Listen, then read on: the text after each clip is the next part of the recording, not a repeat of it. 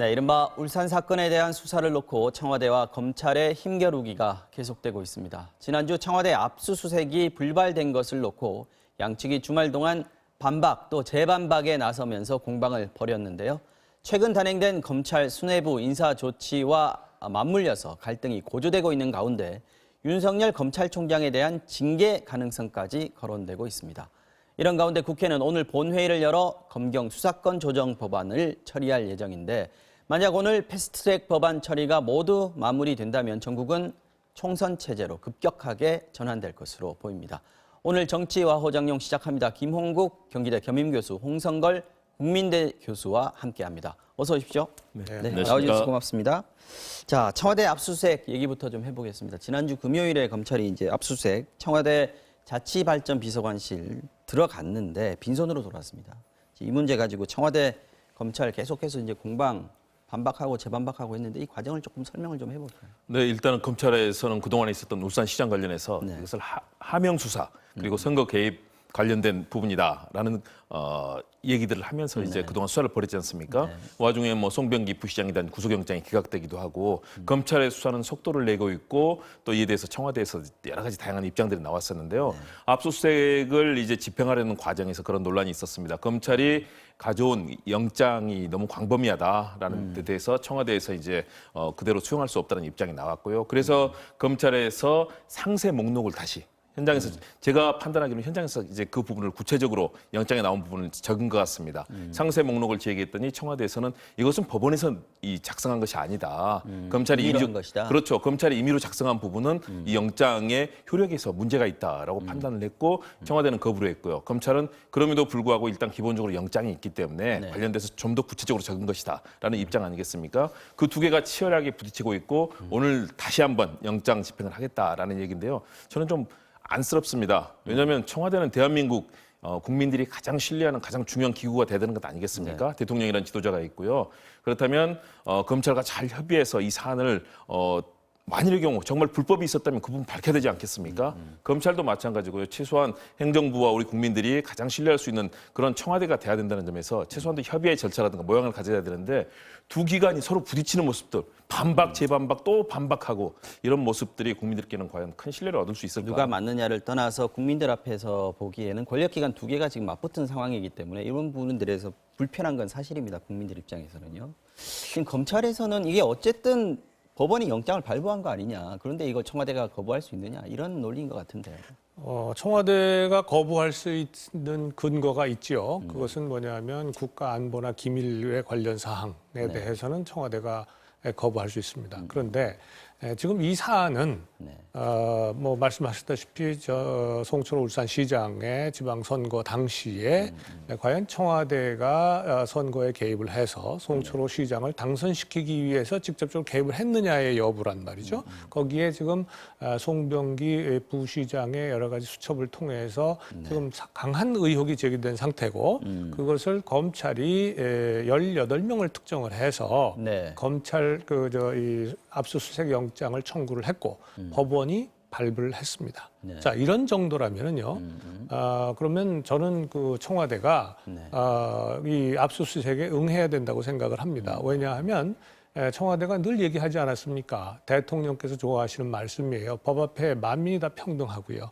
정의롭고 공정한 그 세상이 이루어져야 되는 거 아니겠어요? 청와대도 예외가 아닙니다. 지금 국민들이 굉장히 큰 의혹을 가지고 바라보고 있는데 그 의혹에 대해서 일체 이 압수수색 적법하게 발부된 압수수색 영장에 대해서 그 구체적인 서류 안건이 특정되지 않았다고 해서 그것이 법원에서 특정되지 않았다고 해서 그것을 거부한다는 것은 스스로가 이게 지금 내가 숨길 것이 있다라고 하는 것을 스스로가 얘기하는 것하고 똑같아요. 그러니 의심을 받지 않기 위해서라도 청와대는 이 압수수색 영장, 특히 법원이 발부한 것에 대해서는 적법하게 수능을 해야 된다. 저는 그렇게 생각을 합니다. 검찰에서 그 얘기도 해요. 지난번 박근혜 정부 압수수색 할 때는 7박스 주더라. 왜 문재인 정부는 안 주냐. 최소한이라도 협조해야 되는 거 아니냐. 이런 얘기를 하고 있고. 또 검찰에서는 재압수수색 다시 시도할 가능성도 있어 보입니다. 그런데 지금 청와대 입장을 보면 전체적인 분위기는 이 관련해서 청와대로 들어오는 수사는 좀 앞으로도 좀 막겠다, 거부하겠다 이런 입장인 것 같습니다. 일단 그런 대립의 양상들 반박 재반박인데요. 저는 그래서는 안 된다고 봅니다. 청와대도 확실하게 적법하게 이루어진 것이고 그것이 법원에 의해서 확인이 됐다면 네. 저는 그것은 청와대도 수용을 해야 된다고 봅니다. 다만 검찰이 조금 더 구체적인 거 갖고 그렇죠. 와라. 법원에서 확실하게 특정하고 네. 이것들이 최종적으로 법원에 의해서 합의가 된 부분이라면 그것은 청와대도 받아들여야 되는 것이고요. 저는 검찰도 마찬가지로 우리 국민들이 가장 신뢰해야 되는 우리 최고의 행정부의 기관 아니겠습니까? 청와대를 마치 범죄 집단 취급하는 것 그러면서 모든 사안을 청와대에 대해서 다시 반박하고 재반박하고 이것은 바람직하지 않다. 저는 충분히 서로 간에 협의한다면 내놓을 수 있다. 그리고 박근혜 정부의 국정농단 시대와는 완전히 다르다고 봅니다. 그 당시에는 엄청나게 많은 범죄 증거들 그리고 관련돼서 박근혜 전 대통령이 직접 이 했던 발언들을 뭐 이 수첩과 송병기 이 부시장 수첩은 저는 완전히 수준이 다르다고 봅니다. 그리고 그 당시에 나왔던 이 청와대 관련 압수수색 관련 증거도 마찬가지입니다. 그 당시에 국정농단이라는 전직 대통령이 33년형을 선고받을 정도로 엄청난 범죄가 있었고요. 지금의 상황도 물론 범죄가 있다면 이 부분은 확실하게 해야 됩니다. 그러나 검찰이 아직도 특정하지 못하고 있는 많은 내용들이 있습니다. 확인되지 않은 내용들이 많고 그동안에 또 검찰 수사가 어땠습니까? 과잉 수사, 편파 수사, 편법 수사, 뭐 반인권 수사 엄청나게 많은 국민적 비판을 받지 않았습니까? 그렇다면 저는 최소한도 이번에 보여줬던 다양한 형사소송법의 절차마저도 어기고 많이 그런 검찰이 수사를 했는데 이번에 법원에 대해서 확실하게 그런 구체적인 목록까지도 이 부분을 확인을 받아야 된다. 그래야 청와대도 움직일 수 있는 것 아니겠습니까? 저는 그런 측면에서 검찰도 최대의 노력을, 협력을 구하기 위해서 해야 되고요. 또 청와대도 검찰이 그런 이 법원과의 협력, 이 조율을 통해서 했다면 그 부분은 받아들여야 된다. 그래야만 우리가 정말 법치국가가 될 거고요. 대신에 사법부, 입법부, 행정부, 삼권 분리의 원칙에 따라서 최소한도 행정부의 기본적인 더구나 청와대에 대해서는 존중하는 그런 게 있어야 된다고 봅니다. 그래서 서로 협력을 하면 충분히 가능한 부분을 마치 대립으로 가는 것들 청와대도 검찰도 저는 현명하지 못하다고 봅니다. 그동안의 지금 수사, 네. 좀 제가 좀 설명을 좀 드리고 싶은데 네. 박근혜 정부에서의 국정농단 문제, 뭐 적은 문제 아니죠. 큰 문제였고 말씀하신 것처럼 지금 상당 기간 지금 선고가 났습니다. 물론 최종심은 남아 있습니다. 네. 그런데 거기에 비해서요, 지금 이 청와대가 의심을 받고 있는 그 선거 개입의 문제는 결코 가볍지 않습니다. 이거는 민주주의의 근본을 지금 그 훼손하는 문제입니다. 선거와 관련된 문제고요. 그렇죠? 민의를 왜곡시킨 겁니다. 만약에 이게 사실이라면. 이 의혹은요, 박근혜 정부의 국정농단하고는 비교할 수 없을 정도의 막중한 범죄입니다. 만약에 유죄로 드러난다면. 네. 그래서 이게 그렇게 가벼운 문제가 아니다. 또 지금 말씀하신 것처럼 검찰이 그동안에 여러 가지 과정적 문제라든가 혹은 네. 인권 탄압이라든가 뭐 이 검찰권의 남용이라든가 이런 것이 있었다라고 하는 거 아마 있었을 겁니다. 그런데 그것이 청와대에 대해서 지금 있었나요? 그거 아니잖아요. 과거에 그랬다고 해서 지금 청와대의 울산시장과 관련된 비리를 수사하는 데 있어서 의혹을 수사하는 데 있어서 네. 그 과정에서 나타난 문제가 아니라 다른 데에 문제가 있었기 때문에 지금 그 이 청와대 수사하면 안 된다 또는 수사를 하지 마라 이건 말이 안 된다. 그다음에 지금 항목을 전부 특정하라라고 하는데 그 특정을 하기 위해서 지금 압수수색이 필요한 거고요. 압수수색 영장을 적법하게 받은 겁니다. 청와대가 협조 안 하는 것은 이것은 수사 방해입니다. 저는 좀 다르게 생각합니다. 수사 방해가 아닙니다. 최소한도 행정부의 최고 기관으로서 네. 그 부분에 있어서 법원으로부터 특정 상황에 대해서 확인을 받는 것은 당연히 필요한 절차고요. 검찰이 이렇게 자의적인 수사를 하기 때문에 그리고 모든 것들을 다 압수수색이라는 걸로 통해서 확인을 하려고 하는데 실제 그 과정에서도 무리한 부분들이 많았기 때문에 국민적인 비판을 하는 것이고요. 만일의 경우 아까도 방금 우리 형 교수님 얘기하셨지만 만약이라는 가정만 가지고 모든 것을 재단하는 것은 위험하다. 조금 전에 말씀하신 것처럼 만일의 경우 이것이 범죄라는 것으로 확인이 된다면 그것은 정말 큰 문제죠. 그 부분을 부인할 사람 없을 텐데요. 그러나 이것을 만약이라는 가정을 통해서 검찰이 무소불위의 모든 이런 권한을 행사하는 거죠. 저는 이것은 정말 과거 지향적인 것이고 바꿔야 될 거라고 봅니다. 만약을 얘기하는 것이 아니고요.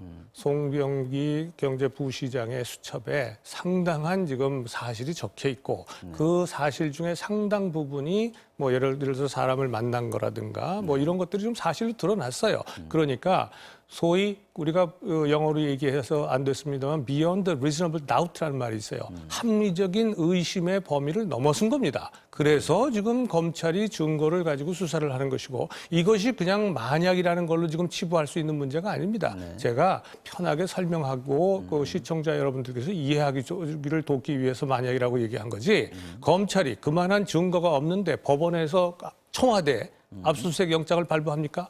저는 그렇다고 보지 않습니다. 그동안에 있었던 많은 것들, 보고 싶은 것만 보고 듣고 싶은 것만 듣고 싶어하는 사람들이 많습니다. 저는 이것도 마찬가지로 봅니다. 송병기 부시장 관련돼서 정리를 좀 하죠. 구속 영장도 사실은 기각이 돼 있는 상황이고요. 청와대가 지금 압수수색 영장을 거부하는 데는 기존에 있었던 진행돼 왔던 검찰 수사에 대해서 기본적으로 불신을 하고 있기 때문 아니겠습니까? 그것은 이 부분이 수사가 아마 아니라 있겠죠. 다른 수사인데 다른 수사에서의 검찰권의 남용이 있었다고 해서 이번 수사가 검찰권의 남용된 것이라고 누가 얘기를 할 수 있겠습니까? 이 수사도 전혀 근데 다른 마찬가지입니다. 문제다는 거죠.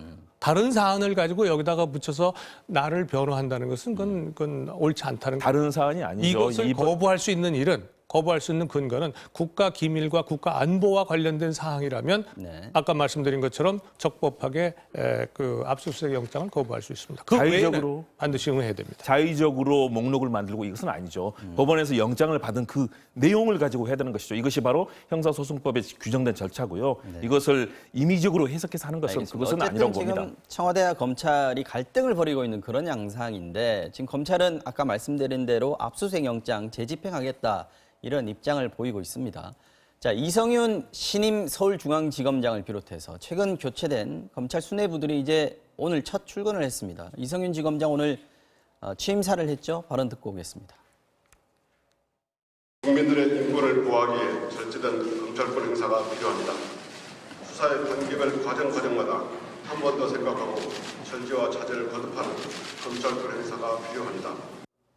자, 지금 압수수색 영장을 다시 재집행한다고 해도 지금 이성윤 서울중앙지검장이 키를 쥐고 있는 사람이란 말이죠. 그리고 이분의 경우에는 청와대와 가깝다라는 평가를 받고 있는 분이고 오늘 발언 내용을 봐도 검찰의 절제된 수사가 필요하다. 이런 톤인 걸로 봐서는 앞으로 수사가 어떻게 될지 이런 거에 대한 뭐 기대를 할 수도 있는 것이고 우려를 할 수도 있는 것인데 어떻게 보십니까? 일정한 우려의 지점은 분명히 있습니다.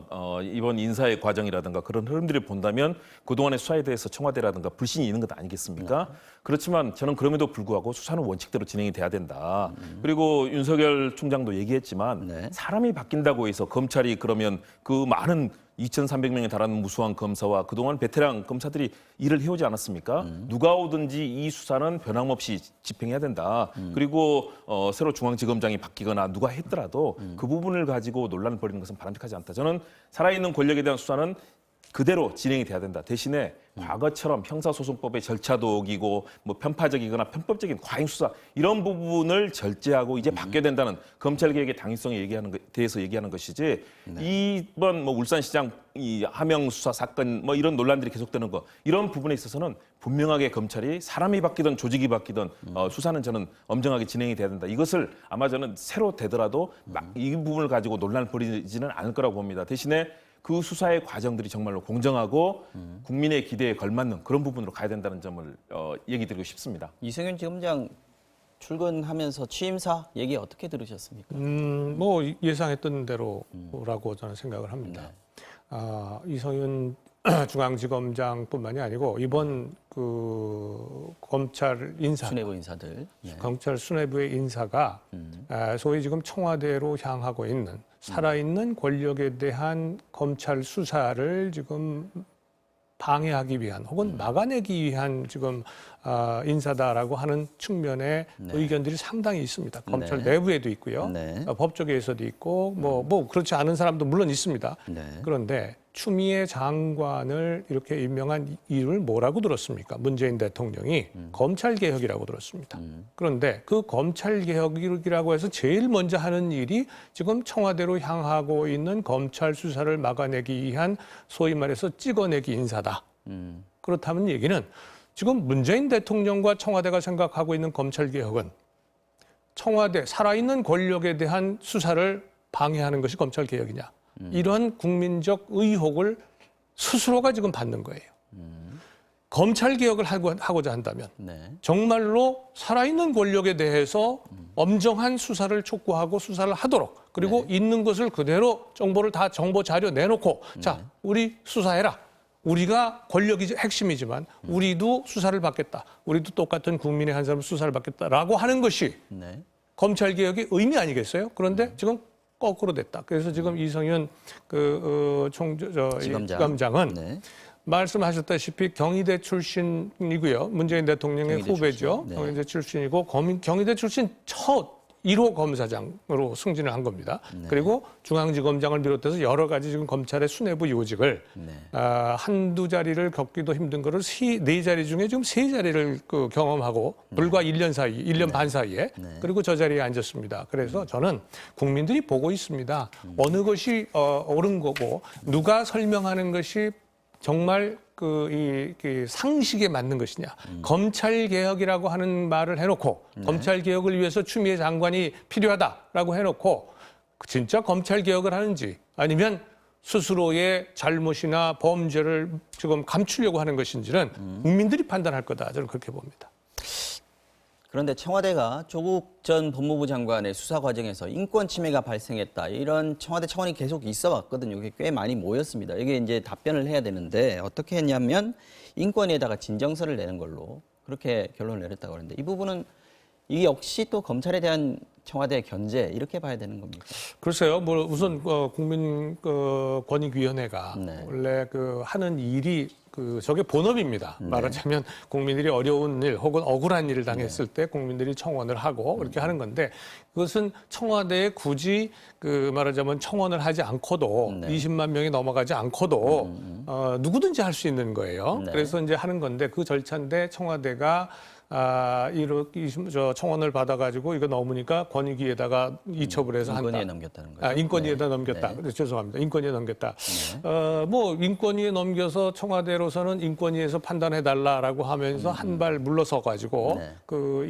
뭐 격렬한 어떤 그런 기관 간의 갈등에서 좀 한 발 좀 물러서려고 하는 의도 이것이 좀 더 강하게 보이는 것 같기는 해요. 노골적이진 않다라고 보시는 거예요. 예, 그렇게 좀 보이긴 하는데 그러나 어쨌든 뭐 인권위원회에서 뭐 만약에 인권이 침해됐다고 한다면 그건 당연히 구제받아야죠. 그것이 조국 장관이라고 해서 전 장관이라고 해서 구제받지 않으나 뭐 받으면 안 된다는 얘기 안 되는 거 아닙니까? 그러니까 인권 침해가 있었다면 당연히 해야 되는 거고.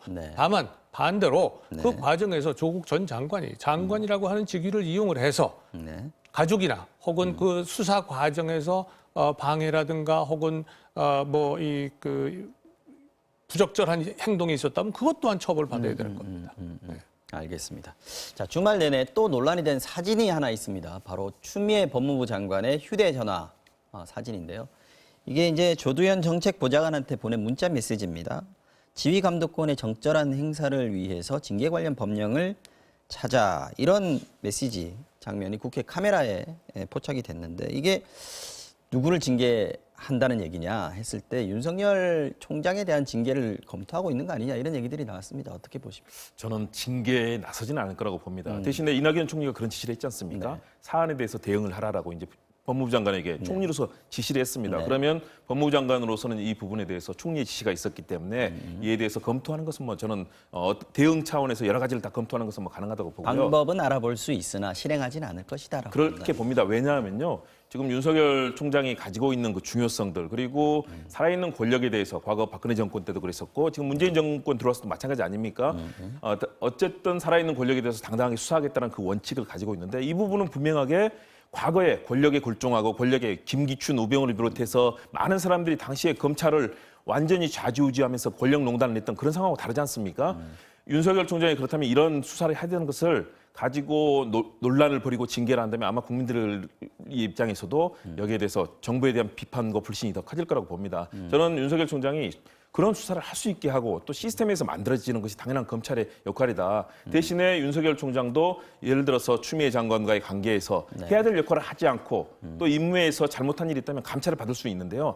이번 사안이 과연 그렇게 징계까지 갈 사안인가. 그 부분에 대해서 아마 저는 검토를 하겠지만 징계까지 갔을 때 그 부분은 또 다른 논란과 또 이 정부 차원에서도 큰 부담이 되지 않겠습니까? 저는 적절한 액션과 제스처를 이 정도 선에서 마무리하는 게 좋다라고 보시는 건가요? 그렇게 저는 판단을 합니다.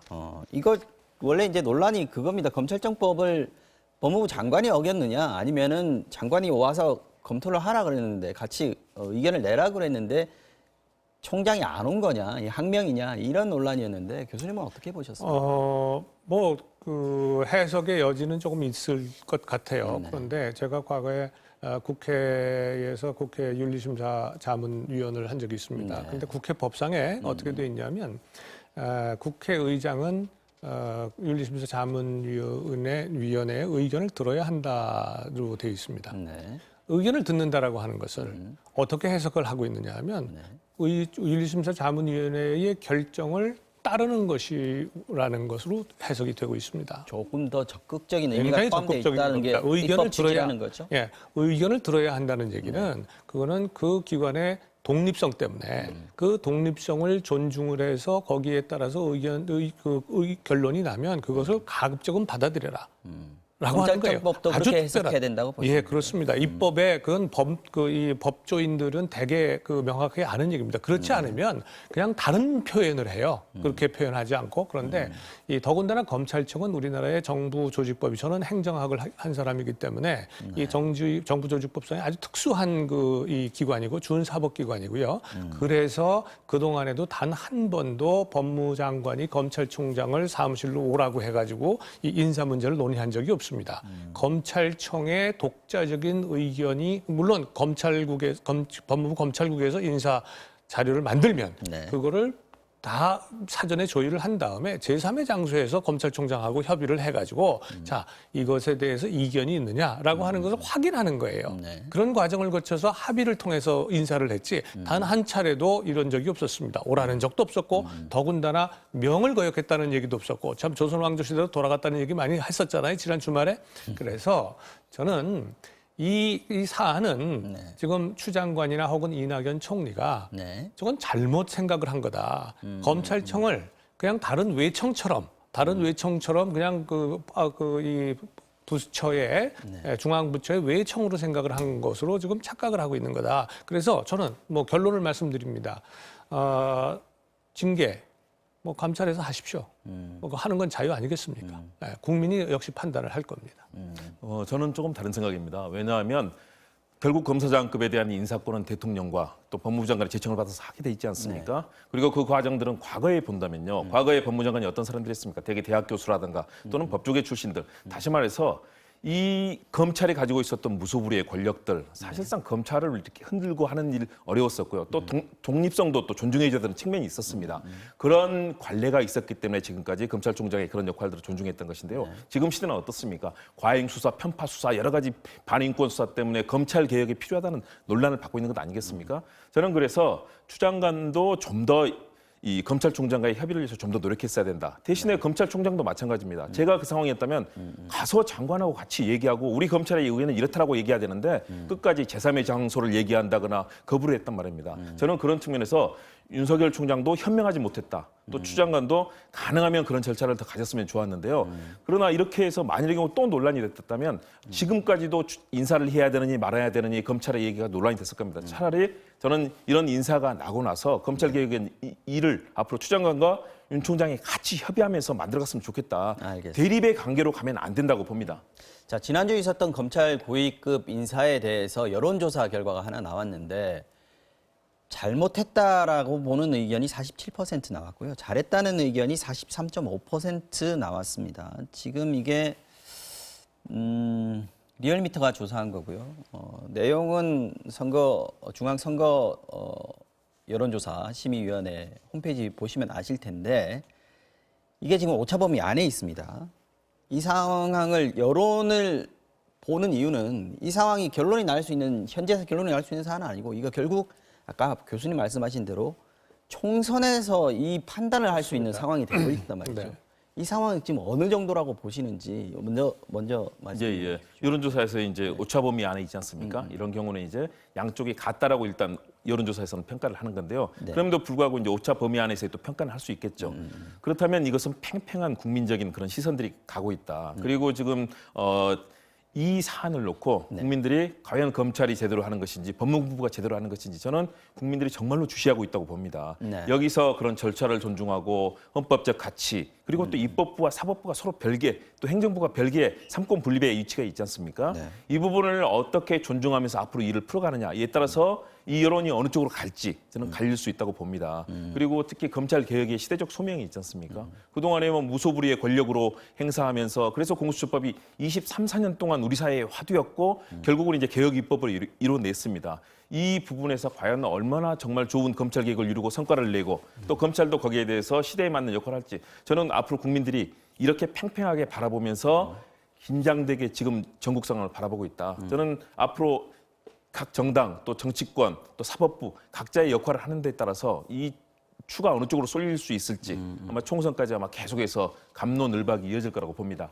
지금 고위급 인사, 검사장급 인사는 이미 했으니까요. 네. 뭐 어떻게 될지 뭐 이건 국민들 판단에 맡기는 것이고 이제 문제는 또 앞으로 또 남아 있단 말이죠. 그렇습니다. 전기 인사가 부장급, 차장급들이 있는데 이때도 이제 좀 더 물갈이 인사를 할 수 있을 것이다라는 예측들이 지금 나오고 있습니다. 어떻게 보세요? 그 군대로 말하면 사단장을 교체를 했어요. 이제 연대장, 대대장들을 교체를 해야 된단 말이에요. 근데 이 실제로 군대에서 보면 연대나 대대장들이 실제 이 군권을 가지고 있어요. 왜냐하면 군사력을 가지고 있으니까. 마찬가지입니다. 지금 이제 부장검사나 이제 과장 뭐 이런 과장급들 이제 그걸 할 텐데요. 지금 예상되는 것은 추미애 법무장관을 기용한 그 검찰 개혁의 의미가 청와대로 향하는 검찰의 칼날을 좀 막겠다라고 하는 의도였다는 것이 지금까지의 그 행보로서 지금 입증이 됐다고 저는 봅니다.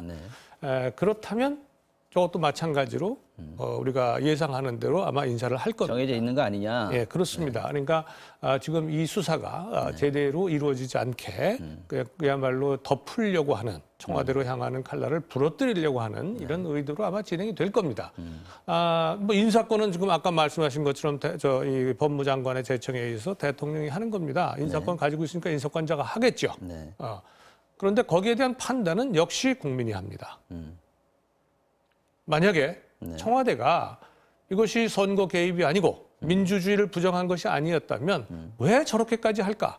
매우 강한 의혹을 들게 만들고 그 의혹을 국민 전체에 퍼뜨릴 가능성이 저는 매우 높다고 봅니다. 네. 이어지는 인사를 좀 더 주목해 볼 필요가 있다라는 건데요. 네, 그렇죠. 저는 주목해서 그 부분을 봐야 되는데 일정한 선을 지킬 거라고 봅니다. 왜냐하면 국민들께서 방금 여론조사 봤듯이 팽팽하게 긴장되게 상황을 보고 있거든요.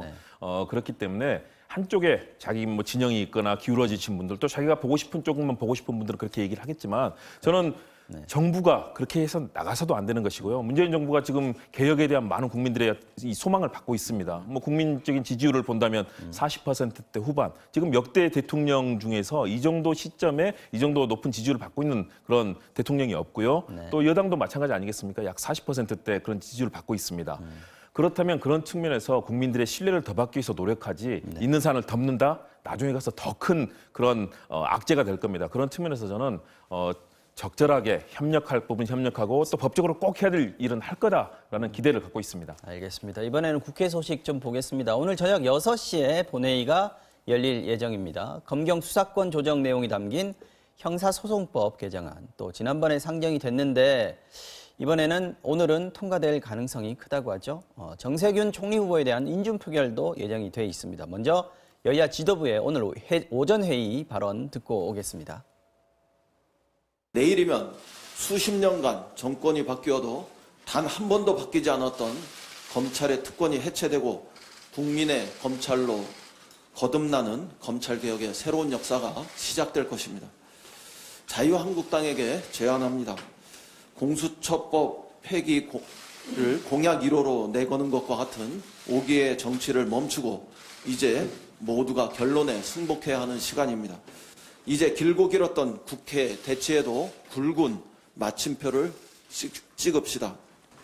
자유한국당이 헌법소원까지 제기한 바 있는 쌍둥이 약법, 곧 위헌선거법과 위헌공수처법 두 개를 백지화하고 자유한국당과 논의해서 헌법에 맞도록 새롭게 법을 만들겠다고 천명하시기 바랍니다.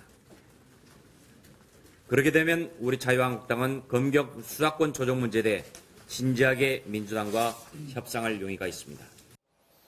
자, 형사소송법 개정안은 지금 이미 필리버스터 기한이 끝난 거고 토론은 끝났다라고 선언이 돼 있는 거고 이제 임시국회 열리면 바로 가장 먼저 표결하는 법안인 거죠. 그렇죠. 네. 그렇게 해서 사실상 이제 가장 중요한 다시 말해서 사법개혁 그리고 정치개혁에 관련된 패스트트랙 법안들은 다 이제 오늘 처리를 하겠다라는 것이 네. 더불어민주당과 4+1 협의체에서 하는 것 아니겠습니까? 네. 그리고 이제 아무래도 역시 유치원 3법 같은 경우는 이 부분은 또 자유한국당이 만일의 경우 오늘 상정을 시킨다면 네. 필리버스터를 할 수도 있겠죠. 그렇다면 기본적으로는 패스트트랙 정국은 이제 거의 다 끝났다라는 것으로 보이고요. 그렇죠. 네. 그렇기 때문에 전체적으로 뭐 결산을 해볼 필요도 있을 것 같고요. 그 측면에서 결국은 국회 선진화법에 의해서 만들어졌던 신속 처리 법안을 어떻게 하면 갈등 속에서만 방치하지 않고 신속 처리할 것이냐 이 부분을 놓고 결국은 긴 흐름을 가졌었는데요. 아마 오늘 통과를 시키고 또 정세균 국무총리 후보자에 대해서도 마지막으로 자유한국당이 끝까지 같이 하지 않는다면 아마 처리를 할 것으로 보이거든요. 그렇다면 전반적으로 그동안 나왔던 모든 부분은 이제는 일단 끝이 난다. 본격적인 이제 이미 총선 국면 대결도 시작돼 있지만 국회 내부도 이제는 총선 국면으로 들어갈 가능성이 커진다고 봐야죠. 유전사법도 아직 남아 있고요. 지금 오늘 상정을 해야 되는 법안들이 또 2개가 남아 있습니다. 이 부분을 또 한국당에서 필리버스터를 하겠다 그러면 조금 더 늦춰질 수는 있을 것 같은데. 그런데 지금 이제 상황을 보시면 네. 지금 이번 20대 국회는 지난 그야말로 이 의회 역사상 가장 큰 변화를 이번에 남겼어요. 그 변화가 긍정적인 변화인지 부정적인 변화인지는 앞으로 두고 봐야 되겠습니다만 그건 뭐냐면 제1야당과 합의 없이 소위 이 게임의 규칙이라고 하는 선거법을 처리했다는 겁니다. 또 공수처법도 마찬가지고요.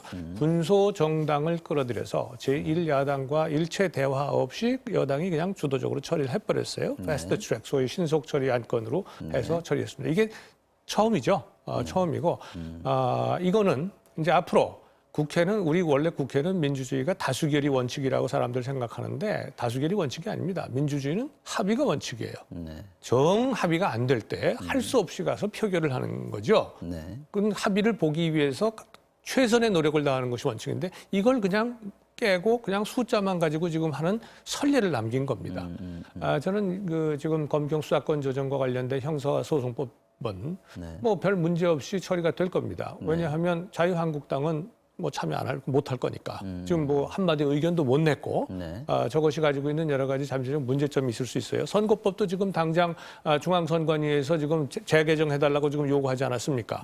무지하게 많은 그런 구멍이 있는 거예요. 그래서 저는